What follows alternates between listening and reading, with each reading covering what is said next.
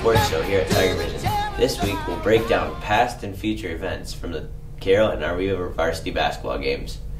We'll also discuss recent tournaments and meets involving Carroll wrestling and boys swimming. Lastly, we'll bring you along on a new segment of Walk and Talk with the Carroll Mob, hosted by yours truly. Last week, the Carroll basketball teams traveled to Boone to compete in conference action, while the Arweva basketball teams hosted West Harrison and visited Peyton Jourdan. This week, Arweva played 2 games versus Boyer Valley and Coon Rapids Baird. Also going into action on more than one occasion were the Tigers, as they traveled to Ballard on Tuesday and hosted Carlisle on Friday. Then on Saturday, the Carroll boys will travel to the Mid-American Center in Council Bluffs to face off against Winnebago. This past weekend, Carroll wrestling also hit the road when they traveled to Ames to partake in a tournament. Meanwhile, boys swimming went to Johnston Invitational, and now on to Nate and Jace, who hold the latest on Tiger and Rocket basketball. Last Tuesday, Arweva traveled to West Harrison to continue conference action as a part of a doubleheader between boys and girls. The Rockets won handily with a score of 73-42 behind the scoring of Drew Shirky and Keegan Simons. The Red and Black held their opponent to a staggering 10 total points in the second and third quarters. The Lady Rockets were also victorious 62-42 behind a strong offensive performance by Emily Danner, whom scored 26 points. Then, on Thursday, the Rockets continued their successful week with another pair of wins against Peyton Jourdan. The boys won with a score of 79-71 with the help from a monster 31 points by Drew Shirky. Meanwhile, Keegan Simons and Dylan Vedder each scored 17 points apiece. The girls also won a close game, 66-58. Emily Danner provided 26 points for a second straight week, while Emily Hinders shot for 15. Last Tuesday, the Arweva Rockets traveled to Dunlap, where they faced the Boyer Valley Bulldogs. Both Rocket squads suffered losses at hands of their hosts. The boys lost 70-46 and the girls lost 56-49.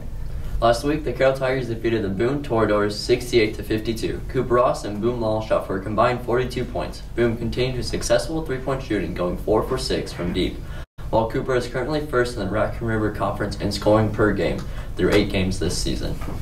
The girls were defeated by Boone with a score of 61-39 due to a slow second half that totaled a frustrating 15 points. Ella Collison was still able to come away from the game with 13 points. Last Tuesday, all Carroll basketball teams traveled to Huxley, where they faced the Ballard Bombers. The varsity boys were victorious in a dominating fashion, winning 70-47 and shooting a total of 47% from the field. The varsity girls were defeated 55-37. On Friday night, Carroll will host Carlisle, while Arweva will host Coon Rapids Baird. This Saturday, the Arweva boys team traveled to Madrid to face against the Tigers, while the Carroll boys team travels to Council Bluffs to square off against Winnebago. Last Saturday, Tiger Wrestling traveled to Ames to partake in a 17-team tournament. The wrestling team struggled placing, but Parker Clucky led the Tigers that day, placing 3rd in his weight division. He scored 18 of the team's 30 points, defeating 4 of his 5 opponents. Kaden Newman, Luke Woosley, and Brendan Coffrin contributed and split the other 12 points equally. The wrestling team then hosted Ballard and Carlisle for another home triad meet on Thursday.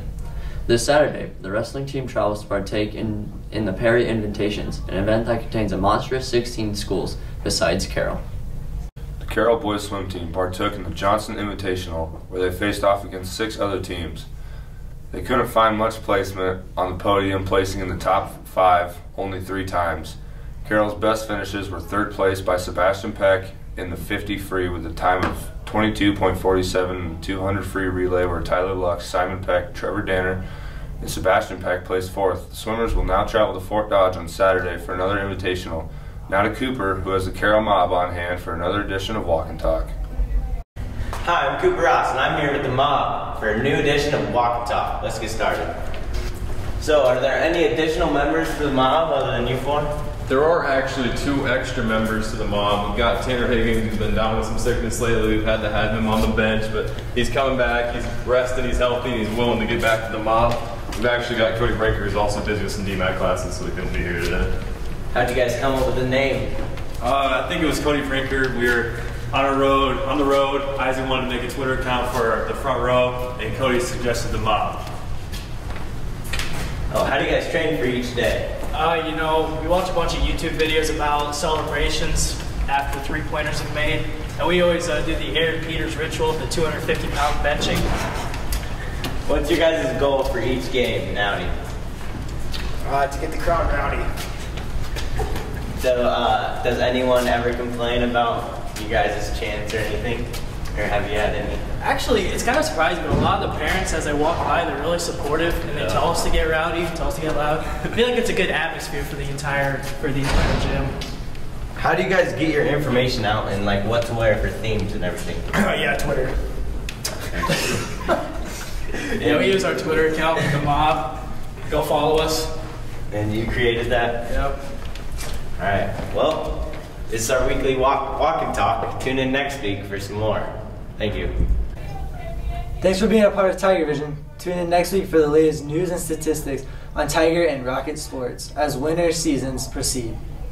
Don't forget, Carroll High, to drop phones and hit the books as semester testing starts next week. See you next semester.